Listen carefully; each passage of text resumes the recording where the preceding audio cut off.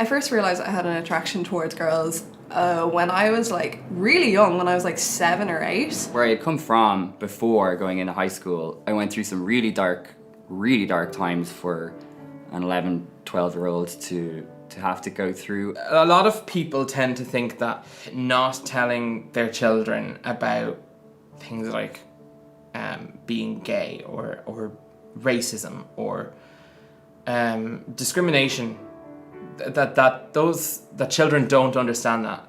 They do. I think not teaching your children that is setting them up to fail. I came out to my friends, like I don't even, like it was so casual, I just don't even remember doing it with them because I felt really safe with them. But with my family, it was a different story. Your journey as a queer person can be quite different. So when I was a kid, I never had crushes on girls until I was about 14. And then I had a crush, a really big crush, on Ellen DeGeneres. Was there something particular about Ellen that video? The dance music?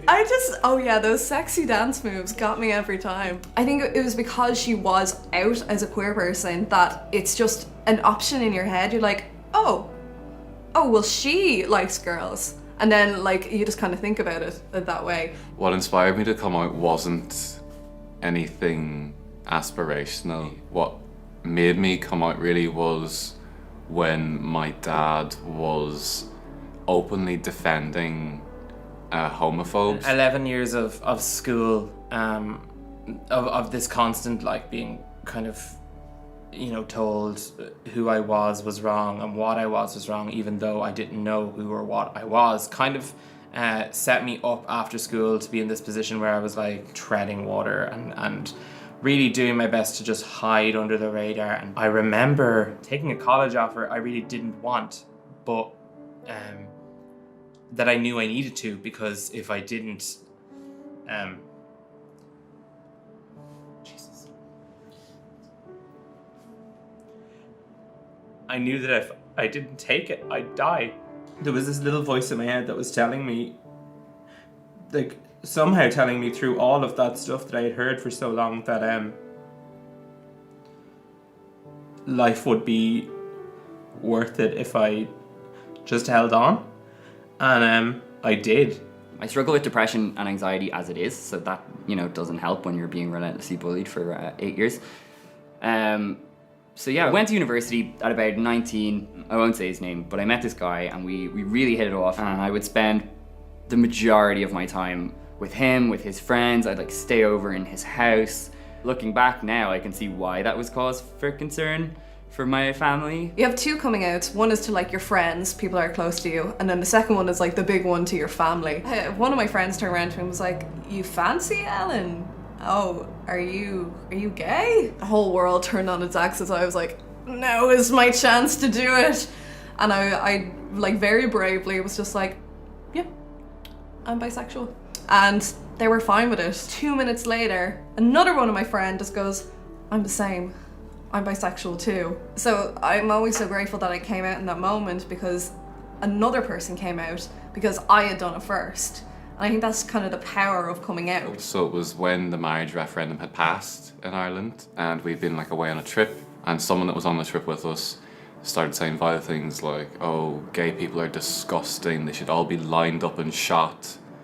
Like saying this openly in front of me, and I was 17 at the time, 16, 17. He didn't know I was gay, but the fact that someone was 2 feet away from me saying that stuff made me feel horrid. It took that long, after being told for that many years that I wasn't a person, that I wasn't a person of worth, to realize that I did have something special, and that I was a good person.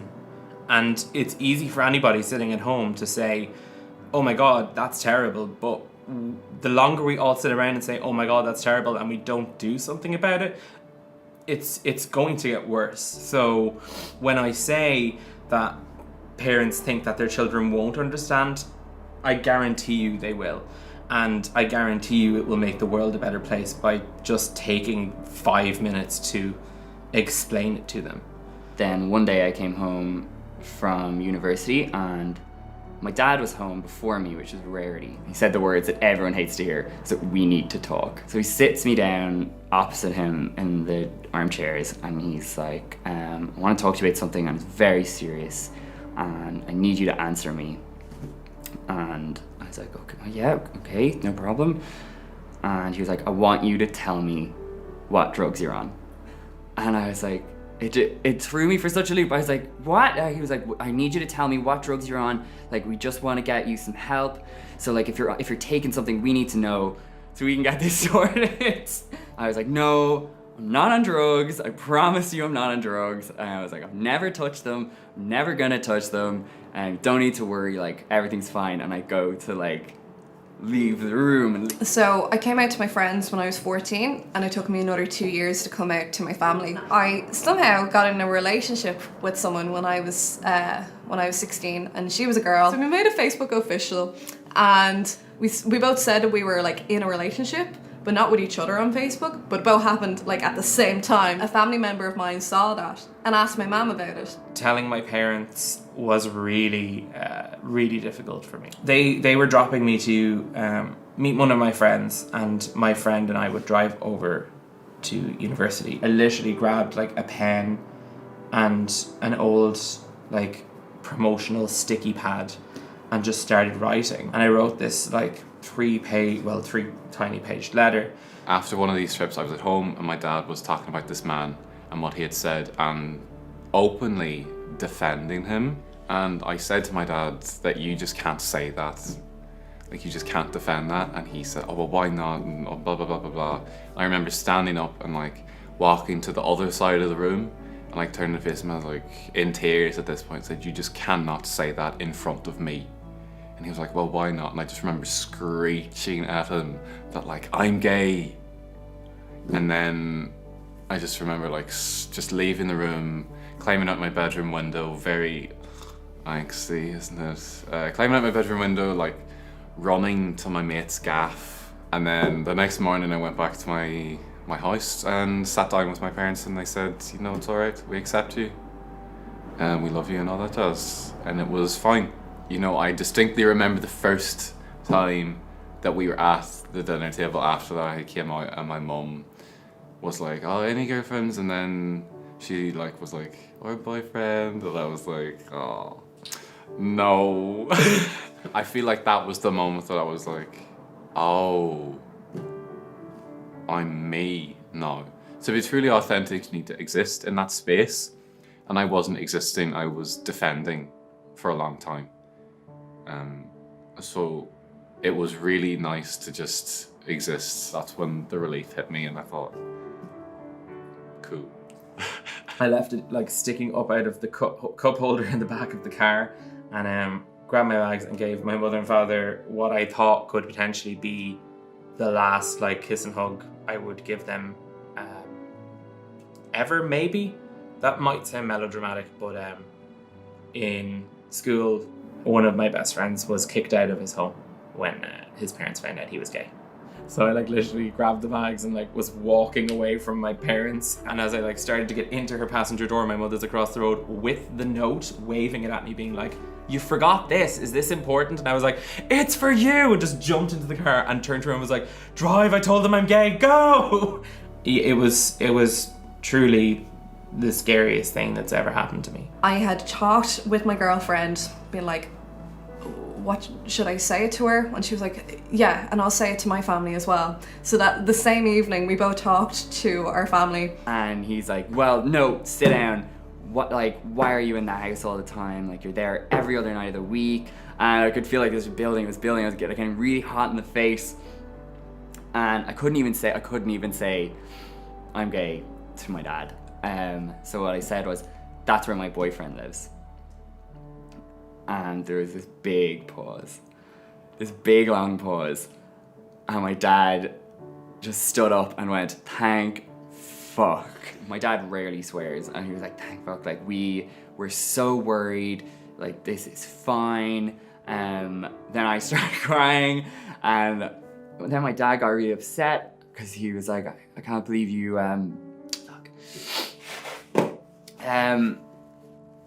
he was like, I can't believe you didn't feel it was safe to tell us. But it was all in my demon-filled little brain that if I said these words to my family, that was the end of it. It wasn't. It was the beginning. It meant I was being my full, honest self with my whole family. All my friends knew, all my family knew. It was just this weight off your shoulders that you don't know is there until it's gone. And last May, my mother found the note, and she sent me the pictures of it. She didn't say anything, but she didn't really need to say anything. Like, seeing the note and seeing how far I've come, it makes me happy, it makes me proud, but it breaks my heart to think around the world there are people who feel like that. And it breaks my heart to think that there are people in countries, they can't even dream, they can't even aspire to be open and who they are, because it will mean like death. I couldn't really get the words out. I made her guess who I was dating, and she thought it was like a best friend of mine. I was like, no, God, no, but something like that. And she was like, it's okay. And I just remember bawling, crying, like sobbing to her, being like, please, don't think that I'm a different person. I'm still your daughter. I'm just dating a girl now.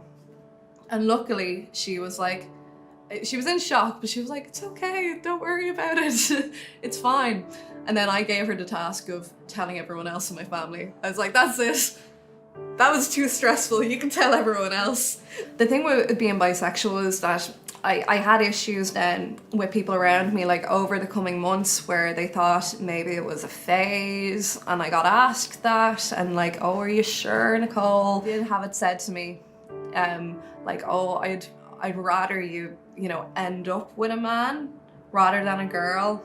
And I'm like, where does that even come from? Like, what difference does it make to your life, Society hasn't really changed much. I still feel like a second-class citizen for being gay. Not as much as I did when I was younger, but I'm like, the new generation of like baby gays, where for once in our lives we're kind of growing up in a world where like it's not illegal.